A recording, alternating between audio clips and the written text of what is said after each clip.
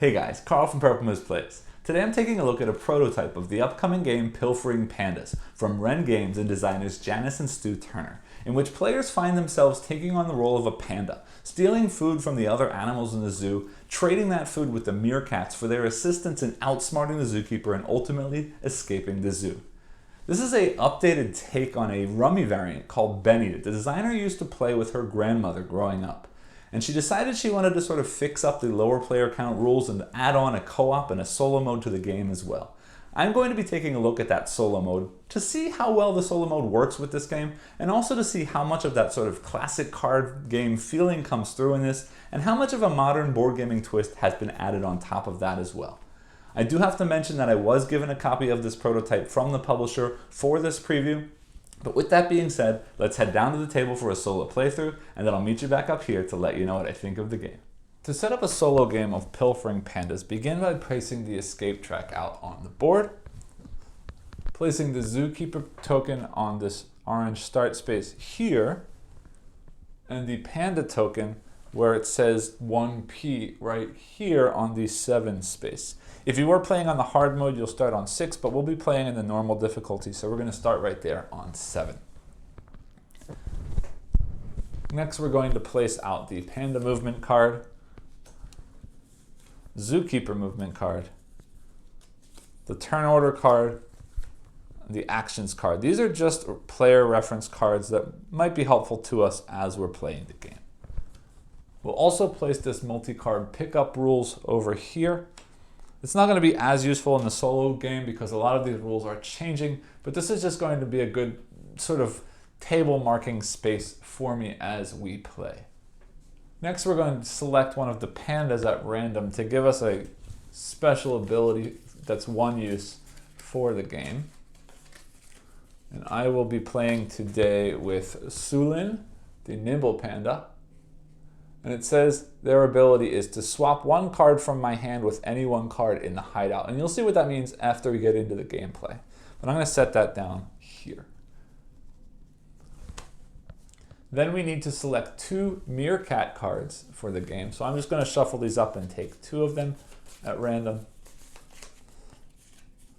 These aren't going to change much except for these unique colored symbols down here in the bottom corner are going to affect which cards we can play next to them at the start of the game. So we're going to play today with Kate and Kira, the lookouts, which looks for green, blue, and yellow cards.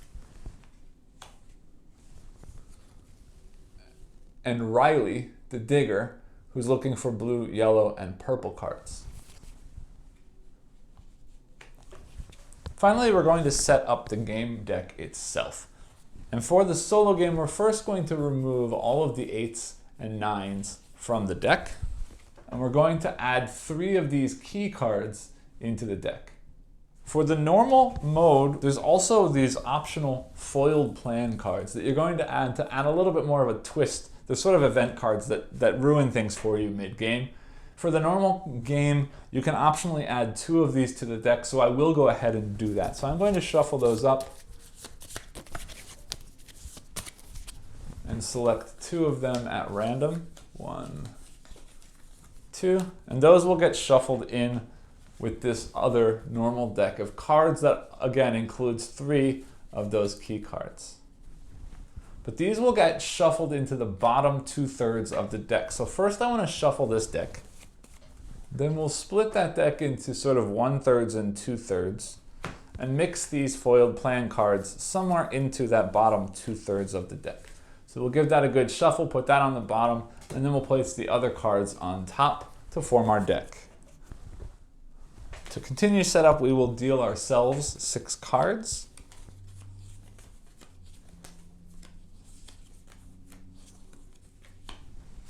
Deal 3 cards into the hideout like this, making sure they overlap so that you can still see the numbers and colors.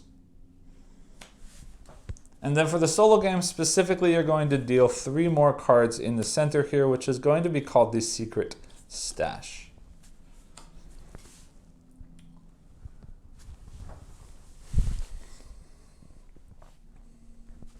All right, so now we're all set up to play. Let's talk about how this game is going to play. And I'll use this turn order card to sort of first walk us through the gameplay. So first you can see, first we're going to refresh our hand by picking up cards in one of the following ways. And we're going to draw either one card from the top of this group here called the hideout, the card at the top of this deck, or we can choose to select any number of cards from the hideout, but when we do that, we need to make sure whatever the lowest or the first card that we've taken is placed on that turn. If we can't place it on that turn, we cannot take that card. But if we can take as many cards from here as we want to. Now the thing is, if we take more than one card from here in the solo mode, the zookeeper is going to immediately move 4 spaces up on that track. And that's going to make things very difficult for us because we need to manage to get all the way to this 35 or further and run out of cards in our hand before the zookeeper catches us for the normal game. For the easy game, we only have to make it past 29. And for the difficult game, some of the other numbers will change, and I'll talk about that a little bit later.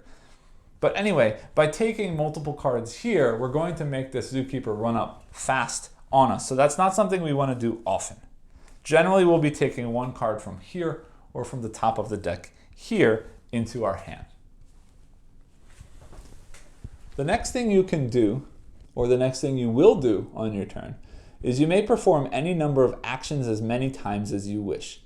And actions are going to be playing a set into these meerkat areas on the board. And once we've taken an action, we're going to move both our panda marker and the zookeeper marker depending on how we've placed sets in those meerkat areas. And I'll explain how that works in just a minute. After we've taken as many actions as we want to, we will then have to discard one card from our hand on top of this hideout pile here. Then, after discarding a card into the hideout, we're going to move the zookeeper forward one more space. At that point, if we've passed this spot and we no longer have any cards left in our hand, we've won the game. Otherwise, we will continue and move on to the next round. However, before starting the next round in the solo game, we're then going to place one of these cards from our secret stash into the hideout. And what we're going to do is, whichever card matches the color, means suit, or number of the last card in the hideout will get placed there. If no cards are matching, then I can choose to place any of them there at the end of the row. And we're going to keep repeating this over and over until we've either been caught by the zookeeper or run out of cards. And if we run out of cards before we've passed this 35 space, then we lose the game. If he catches us before we've done either of those things, we lose the game. But if we manage to pass this spot and then use all of our cards, we will have won the game. All right, so how do we place sets? And how does the panda and the zookeeper move? Well, to place our first set there, we're going to need to start with a card that matches at least one of the colors on the meerkat card. So in this case, if we want to place the first set next to this meerkat, we have to match green, blue, or yellow with the first card that we place. In addition, when we're placing the sets, you're going to see the panda marker will move forward. If our set manages to contain all of the colors listed here, you're going to add +1 to the panda's movement on that turn. And sets are going to consist of a straight or a increasing number or decreasing number of cards. For example, 3, 4, 5, 6 or 7, 6, 5 in the same color suit.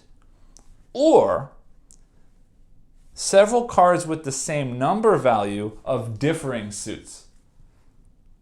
Once a set has been placed, you can then continue on that set, scoring simply only the cards that you're putting down, or you can use the last card in the previous set to start a new set, or you can completely start a new set simply matching either the color or the number of the card that is at the end of the previous set. Now that all does sound a little bit confusing. You'll see how that works as soon as we get into our gameplay. I'll explain more as I do it. But once you've played this set, you're going to count how many cards there are, including the first card in the set that you've just played. If that number is between 1 and 6, the zookeeper will move forward one space. If that first card played in that set is the 7th card or higher, the zookeeper will move forward 3 spaces. The panda is going to move forward a number of spaces equal to the number of these panda symbols that are in the set that you've just played. Finally, we've got these unique key cards. These key cards are wild cards. They can be any number and any suit or color. However, when these are played, the zookeeper is going to move forward 2 spaces automatically. Once these are played, though, they can be instantly swapped with another card that actually fits in the hole where the key is, so that you can have that key back in your hand later in the game. Finally, if you discard this key card from the game completely, you can force the zookeeper to move back 2 spaces on the track. And remember, there are 3 of these cards somewhere in this deck. The only other thing that could happen is while we're drawing cards, one of the foiled plan cards might come out, and when that does, we'll simply follow whatever the action on that card says for us to do. So with that being said, let's get into a play, and I hope things start to get a little bit more clear about how things work as we play the game.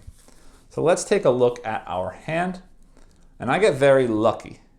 I've got a yellow, blue, purple, 4-4-4. That is a set. A set must have at least 3 cards in it, and there's my 3 cards of the same number with different suits. Not only did I get lucky that I already have a set in my hand, but this card right here shows me that Riley likes blue, yellow, and purple, and I have blue, yellow, and purple. So if I play this, I'm going to get that +1 movement bonus because I've matched all of the colors. So we're going to start like that. So I will start with, now this is where I need to be careful. My next set has to build off of this, and I see I have a 1 and a 3 in yellow.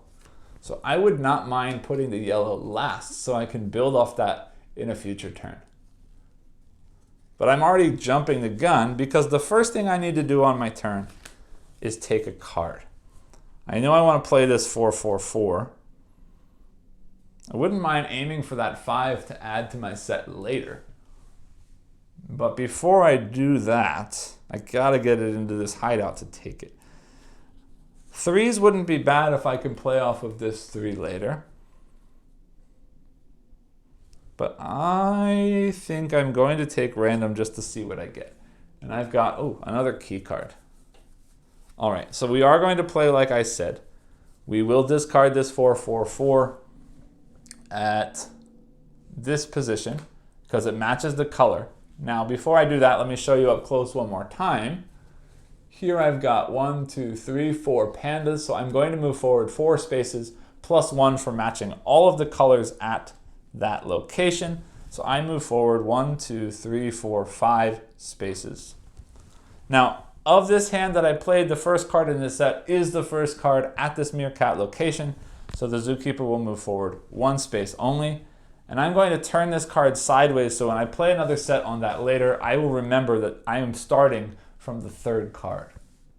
Okay, now I could play more on that, and I could use these keys as wilds to keep playing, but right now, I don't want to do that. I don't want to run out of all my cards already, because if I do, and I haven't gotten all the way over here to 35, then I'm not going to win anyway. So I need to be extra careful about that. So I'm actually going to pass now, which means I need to discard 1 card. I wouldn't mind building off this 4 at some point, either with a 3 or that 5, and that color is nice. So I'm going to play this 3, which means now this 5, before I do that, I play the 3, the zookeeper moves up, I check for a win, I haven't won. This 5 is going to go here because the color matches, and then we will put another card in its place, and that's the end of the first turn. All right, so I've got this 1 that's not going to help me right now. I could place all of these 3s, purple, red, and yellow. Purple, red, and yellow doesn't help me get a full set anywhere. I could play this off of the 4 because the 3 and the 4 are the same color. I could start a new set here because that 3 yellow does match their yellow. But to do that, I'm going to have to take a bunch of junk into my hand right now. And I don't want to do that yet until I see what else is coming up. So I'm going to take another card from the top of the deck, which is a blue 6. There is nothing here at all that helps me with blue 6s. I wouldn't mind at some point to get a triple 6 with that. So I'm going to play that 6 here. And this 6 goes there. And we will turn over one more card. The Zookeeper moves forward 1. And we start a new turn. There's a purple 6. Purple 6 with those two 6s. Now I got a set of 3s and a set of 6s. That would be nice. But I need to discard a 6 to make that go there. All right, so I'm going to take this 6. I'm not playing any patterns because I don't have any, but I'm actually going to get rid of one of these keys from the game to move the Zookeeper back 2 spaces. I will place this 6. Now this is green and 6, so I can choose to either put this green or this 6 over here. I want the 6s, so I'm going to move that 6 there. I will refill that, and I will move this up 1. Ah, that's interesting. Well, I was planning on taking a bunch of stuff this turn, but now I see another 6s come up. So I think I want to wait on that 6 one more turn. So I'm going to do the same thing I just did. Take a 6, pass, play the 6 to move this 6, replacing this, and moving him forward 1. Now I get to take a turn. Now I'm going to do a multiple card pickup. So I'm going to take everything but that 2 into my hand. And because I do that, the Zookeeper moves forward 1, 2, 3, 4 spaces. Now I've got this awesome set of 6. Unfortunately, I don't have a yellow in here, so I don't match anything perfectly, so I won't get that extra movement, but this is already 5 spaces of movement. I've also got those triple 3s, which is great to have. And I can always send the Zookeeper back one more time with that key, so I'm going to play this set of 4 6s. And let me see what colors I have coming up. I don't really care so much about any of those colors. For my 3s, I have could play the yellow off of that one, or I could play the red or purple off of these. So I'm going to play here 6, 6, 6, 6 like that. Blue matches here, so I can start with blue. And then we've got 4 6s, 1, 2, 3, 4, 5 spaces for the panda. 1, 2, 3, 4, 5 spaces for the panda. The first card in this set was the first card. He moves forward 1. Then I can keep going if I want to and play this set of 3.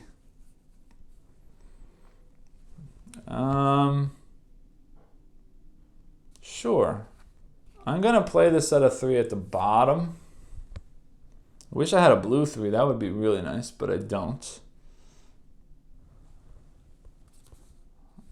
Yes. It's worth mentioning in the solo game, my hand size is a hand size of 12, so I can't just keep adding cards to my hand. But I also don't want to get rid of everything because it will end the game too early. So we got to be careful about that. I'm actually going to hold off to see if I get a blue 3.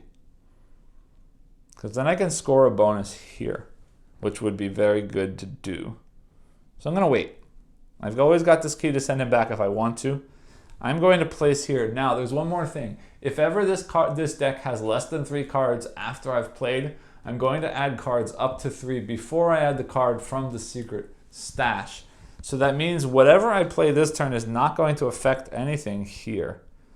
So I'm going to get rid of the 1 because I don't really need it for anything right now, and I can always pick it up later if I need.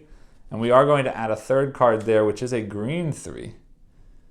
So now I have green and yellow, but I'd still need blue for either one of those. That doesn't help dramatically, but it would be nice to have one more 3. And now because this is a green 3, this green 2 will get placed there. It has to. And we turn over one more card there. The zookeeper moves forward, and there's that blue 3 that I want so badly. So I'm going to wait for a minute. I don't need that 2, so let's see what comes out of here. I got a red 5. 6, 5. If I could get a red 4, that 3 comes off of there as well, which would be very nice. And then I want this 3, so I'm going to play a 3 from my hand. It's not going to matter because I'm going to have to get them all back anyway. I will play the red 3 to place this 3 there. He moves forward 1. I turn over the next card is a 7 blue. All right. I don't have... If I had a yellow 2, I could do a 4-3-2-1.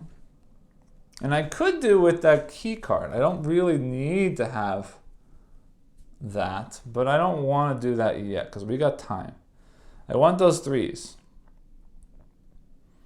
I can't play that 1 or that 2. So even if I took multiple cards, I can't take those cards. Yeah, I still don't see a red 4. All right, I'm going to draw from the deck and hope. I'd really have liked to avoid using that key card if possible. Let's see what happens. Oh, I got a purple 5. I don't have a purple 4. There is one there, but it's buried. But there's another 5-5-5. Red, yellow, purple doesn't help much. But that is a set. And there's some 3s. All right. I don't really care which one I get. I wouldn't mind getting that red 2. So I'm going to put this 5 here because it's red, which will put this red 2 there and flip this here. We got a green 7. Well, there's more 7-7-7s. And he moves forward 1 space. Yeah, I'm going to do a multi-card pickup this turn, which means I'm taking up to that 3, which means he moves forward 1, 2, 3, 4, which is very close to me, but I'm going to try and run.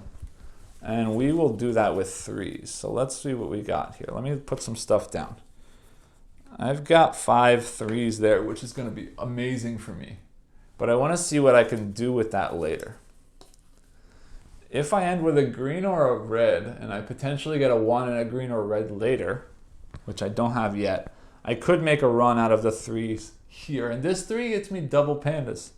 So I'm going to end with that 3 double panda, because if I can make a set 3-2-1 off of that double panda, I'm going to score that double panda a second time. All right.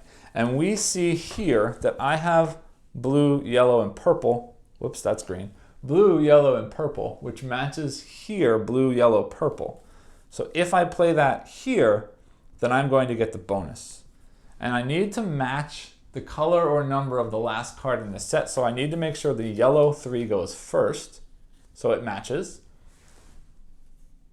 And then we're going to count 1, 2, 3. The first card in this set is 4, which is still 6 or less. So the zookeeper will only move forward 1 space. So I'm going to unrotate that and put these down here.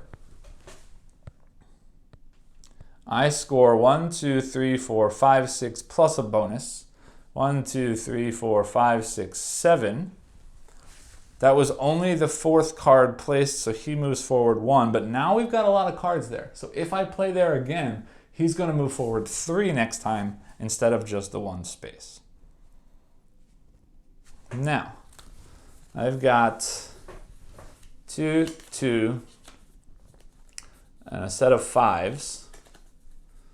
I could play that set of 5s, red, yellow, purple. It doesn't give me any bonus, but it could go here and move me forward 3. It would only be the 5th card, so he would only move forward 1. But let's see. Is that worth doing now, or should I hold off on that? You know what? I don't see why not. Let's play that 5, 5, 5. We got to match the color to start, so red 5, yellow 5, purple 5. I'm sticking with purple because I've got this purple 7, and if I got a purple 6, I could make a set off of that. So I score 3. 1, 2, 3. He moves forward 1. And now I need to discard a card. I don't care color-wise which one I get rid of. I'm going to put down this 2 because then I can get this 7 purple because there's no red and there's no 2. That goes there. He moves forward 1 more. All right. I don't see anything here that I really need. So I'm going to draw from here. I got another green 2. Another card of the same color is not helpful at all. I don't have any sets unless I wanted to put a 3-2-1 using the key card, but that would get me 3 movement, 1, 2, 3, which isn't really getting me much closer to the end, and it's going to push him forward a lot, 3 spaces, because I've already done this. So I'm not going to do that. I'm going to wait. I'll discard this 2, move over this 7, and then flip this card. All right, here's our first foiled plant. Before looking at it, add the top card of the loot deck to the end of any Meerkat trade area. So I'm going to do this, and it's going to the end of one of those areas, which means it's going to push that limit of 6 cards. But both of them are over 6 cards already, so I don't really care. It's just going to screw up what I can do next. And I don't want to ruin this double, so I'm going to put it up here. And it's a 2 yellow, which is not helpful at all to me. So that gets put there. This is going to be refilled there for red, which I also don't really need. All right. Yellow, green, blue is the color here. I've got red and green. I don't have any blue 2s. I would love to build a new set off of that too if I could, but I can't. So we're going to draw from this deck. Hold on. He moves forward 1 more. I draw from this deck as a 7 yellow. Ooh.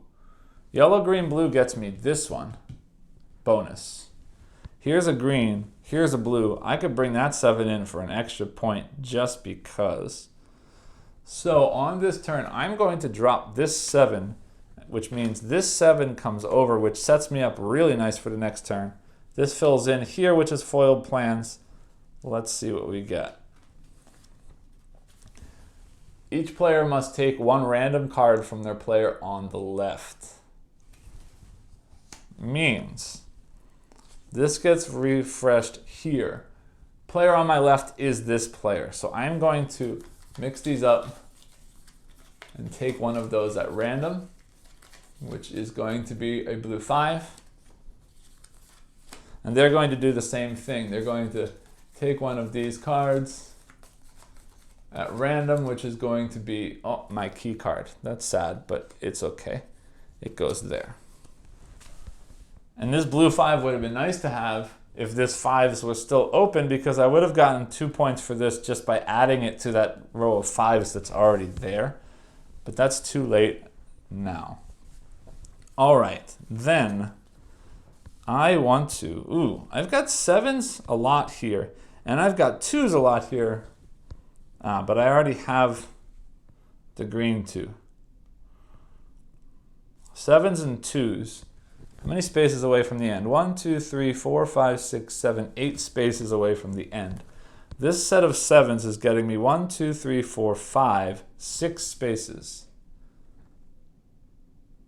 6 spaces. And the set of 2s, but I have the wrong 2, would get me 3 more spaces on top of that. Yes. I need to take out, oh, you know what? I can play that set of 2s here and use that as part of the 2s. So I don't need to take this 1 and 2. Great. I'm going to take this set of cards, which means he moves forward 1, 2, 3, 4 spaces. I'm going to play this set of 7s, and we've got blue, yellow, and green, which matches this set here, blue, yellow, and green. We need to put the yellow first so that it matches the 2 that's there already. 7, 7. Hold on a minute. Stop. I need to do the 2s first so that I don't cover up that 2. Otherwise, I can't make a set of 2s because I don't have enough cards. then I need to, yes, all right, I gotta play these twos first in such a way that it ends with a blue, green, or purple. Great, so I'm going to play this red and green 2 off of the yellow 2. 2, 2, 2, that's a set of 2s. Because I'm using the card that's already there, I score based on that too. So I move forward 1, 2, 3, 1, 2, 3. And my cards are starting past 6 cards, so I'm taking the full penalty this time. He also moves 1, 2, 3 spaces towards me. Now I can play those 7s. I need to put the green one first so that it matches. And I've got 1, 2, 3, 4, 5 plus the bonus because I have green, blue, yellow. So that goes there.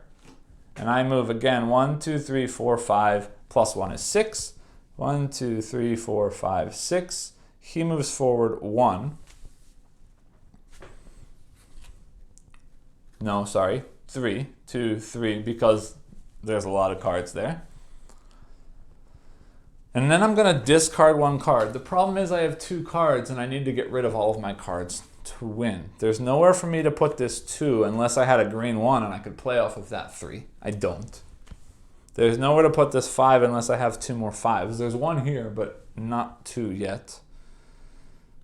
All right, then I'm going to play this 5. Either way, if I play this, the 5 is going to make the 5 move over. The 2 is green, so it's going to make this 5 move over. So either way, this 5 is coming. I want to hold on to this 2. So I'm going to put the 5 there. This 5 moves over here. He moves forward 1 space.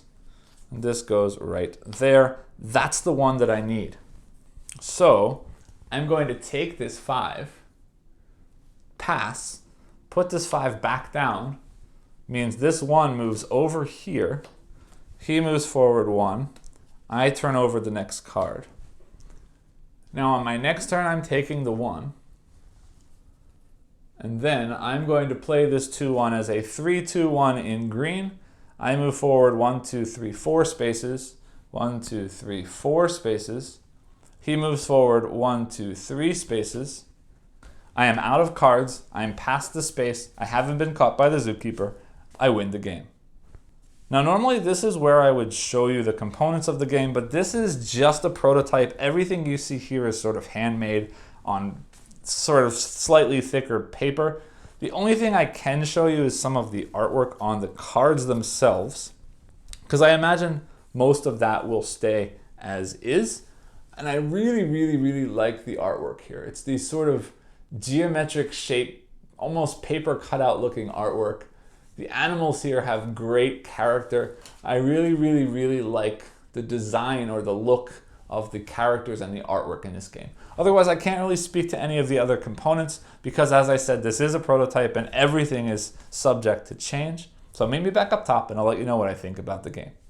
Welcome back. I hope you enjoyed the playthrough. I do have to apologize for a few of those mistakes that I made along the way, but they shouldn't have changed the way that the game played all that much, so you should still have been able to get a good idea of how the game plays. It only means that perhaps the end game may not have gone as well as it did end up going, but that's okay. So let's get into how I feel about this card game. I should start off by sort of giving a bit of a back story to me and card games. Growing up as a kid on family vacations, I used to love to sit down and play solo solitaire card games. It was really easy to pull a card deck off of a shelf and just sit down at a table and go through, free cell or standard solitaire or clock solitaire or all these different kind of solitaire variations with a deck of cards. Because it was a great way to get my brain working and sort of pass the time in between events during a family vacation. With that being said, somewhere along the way, I sort of fell out of love with card games, and I really looked for these more deeper experiences with full board games, with lots of components and lots of pieces that all sort of work together. But somewhere over the last year, I've been playing a lot more of these small card games, and I'm definitely getting back into that enjoyment of a good, small, solo card game. And this game definitely brings that to the table. There's this really good manipulation puzzle in this game, right? I've got this hand of cards. I've got the hideout on the table, and I've got that secret stash of 3 cards on the table. And I'm constantly trying to figure out, how do I get the cards that I need into my hand by manipulating the hideout so the correct cards come from the stash into the hideout, so that on future turns I can add those cards into my hand. And we're doing this manipulation for a sort of set collection puzzle, and set collection is another thing that I tend to enjoy. And in this case, it's not just a set of a bunch of matching colored cards like you'd see in something like Ticket to Ride. This is more interesting sets because they have to be runs of increasing or decreasing value, or sets of the same number but of differing colors. So there's always more than one level to the sets that I need to collect. So I really enjoy this puzzle of manipulating the cards to get the right sets into my hand so I can play them at the right time to advance my panda far enough without the zookeeper following too far. And while doing this, wondering or thinking about how many turns can I sort of not play something as that zookeeper inches up on me step by step every turn before I play something big and then sort of run ahead, quite far ahead, to sort of build this gap in between the panda and the zookeeper so I can again take a few turns to set up the next big play. And I really enjoyed that manipulation puzzle. But when I first sat down to play this game, I focused on that manipulation puzzle, and I realized very quickly that if I did that too well, then I ran out of cards very early in the game before getting to the sort of end goal on the track. And what that meant is I didn't win the game. If you play too well on the manipulation set building piece of the game, you're not going to win the game. And that was something that struck me early. This game was not easy because it wasn't just about efficiently maximizing the sets that you were building and running out ahead, because eventually you run out of steam and then you don't go anywhere. And then it's game over and you haven't won the game. So there's this other piece of the puzzle of maintaining a deck or a hand of cards in order to continue to have that sort of engine or that drive to get yourself all the way to the end of the track before running out of cards. And I really like that, because that adds another level to the game that I have to actually start thinking about, well, if I play this set now, then I'm down to no cards and the game's over. Or then I'm down to 1 or 2 cards that aren't going to help me in any way. So maybe I should only play half a set now, a shorter set, and save the other sort of base of a set to build on something later on. And then in the solo game, we've got that hideout that nobody else is playing to except ourselves, except those cards that are coming from the secret stash. And at certain points of the game, I'm going to just basically wipe that and take all of those cards into my hand. But when I do that, the zookeeper moves forward 4 spaces. And also later on in the game, as I'm playing cards into the sets, the zookeeper's moving forward 3 every time I play a set rather than 1, because of that sort of meerkat area limit that you can't go over 6 cards, and when you do, he starts moving further. So I really have to be careful that I run far ahead of the zookeeper in a turn or 2 before I then take all of the cards in the hideout, so that when I take all those cards in the hideout, even when the zookeeper moves forward 4 spaces, it doesn't catch me. So then I can then think about, okay, now we start playing some more sets to boost ahead of the zookeeper, take another sweep of all the hideout, boost ahead again, take another sweep of all of the hideout, and now I've gone far enough that I can play out efficient sets to clear my hand to win the game. So this puzzle of not only manipulating the cards to build the correct sets, but also manipulating the cards to set up the hideout for a good turn where you can pick up a bunch of cards that play into a bunch of sets, but also fill your hand so that you can extend the game length, so you can manage to get to the end before you've run out of cards. So this combination, I think, is a really, really, really cool one in the game. Now, with that being said, there are some negatives here. But the negatives are mostly just from the fact that this game sort of plays the same way every time. Right? There's not a whole lot of asymmetry here. There's not a whole lot of difference in setup except that the way the cards are shuffled every time. So it is going to be pretty much the same puzzle every time you play this game. And that's not necessarily a bad thing, right? We talked about this sort of classic card game idea, and I think this fits into that classic card game idea really, really well. It's got a nice brain puzzle. It's got a nice feel to the game. The theme is cute. It doesn't really tie in so much as far as the mechanisms go, but that doesn't matter. It looks nice. It plays nice. And it definitely has this feel of a classic game in that the rules are not difficult. It is this set collection, hand management kind of feel, but it is going to be the same kind of game every time. And that's true for all of these solitaire card game kind of things, right? So I can't really fault the game for that. Now, you do have those foiled plan cards that you can throw in there, and I would definitely recommend that you put those in. It does make the game a little bit harder, but it does add some of that random asymmetry that I am looking for to change up the game a little bit every time you play. So I would definitely recommend after the first few times that you've played, throw those in there because they sort of just throw a wrench in the works and twist things a little bit and make you think about something else while you're thinking about the main puzzle during the game. And I think that adds a lot to the game. So definitely I recommend throwing those into the game if you've played this for a while and you've sort of understood how the game itself works. There is, of course, also the higher difficulty level that will mix things up by decreasing the meerkat limit so the zookeeper starts moving faster. It starts you a little bit further back on the track, so it does give you a little bit more of a challenge, but it doesn't really change the way that the game plays all that much. So that doesn't necessarily fix this idea of repetition, but those foiled plan cards will go quite a way into sort of at least throwing in a little bit of randomness that does mix things up a little bit. So basically what I'm saying is in the future, if this game does do well, I would love to see maybe one or two small expansions that does throw in some other kind of random or some other kind of asymmetrical start to the game. Or yes, there's the asymmetrical powers of the pandas, but they don't really change the way that the game plays so much. They just give you a special ability that you can use once per game. And sometimes I don't even end up using that extra ability because I've gotten into the normal rhythm or the normal pattern of how the game plays. Now, with all that being said, I should also mention, of course, I've only played the solo game. I'm only presenting the solo game here. But there is also a cooperative mode which plays similarly to the solo game, except you're taking turns with a partner, sharing the same hideout. That secret station doesn't exist. And there's sort of limited communication here. So you're trying to play cards that might work with the other player and trying to sort of predict what they're going to need. And I haven't played that and I haven't dived too much into the differences of the rules here, but there is that co-op mode as well. And on top of that, there's this sort of original competitive version. As I said, this is based on a variation of Rummy. So it is a competitive game by heart.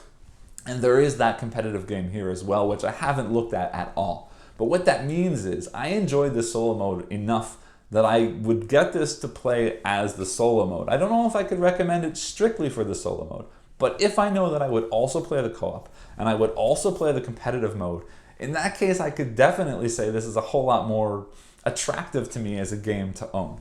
Now there is one thing that I am somewhat concerned about, and that's going to be the size of this game, meaning the packaging of this game. I don't really know what it's going to look like because right now I've got a deck of cards in a small tuck box, and then the track is sort of packaged separately with the little wooden pieces that go on the track. But obviously in the final product, it's all going to have to be put into the same box. And my concern is, strictly thinking of this as a solo game, if this is a solo game and it came in a small box that is this big or maybe a little bit smaller, I can easily carry it with me, pull it out, get a quick game in wherever I am, whenever it is, and I would be all for that. And I could definitely strongly suggest that if you're interested in a quick playing, crunchy, very nice, classic style card game that can be played solo, I would recommend that.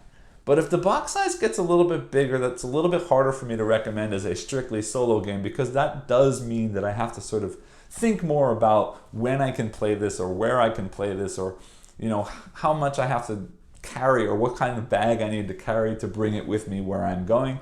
And in that case, it's a little bit trickier to suggest or to recommend this as a strictly solo game. But that being said, even if the box is a little bit larger, with the multiplayer as well, if you are going to play this multiplayer, either competitive or co-op, as well as solo, in that case, I would definitely recommend checking this game out. If you like this sort of classic set collection, hand manipulation, rummy style card game, definitely give this one a look.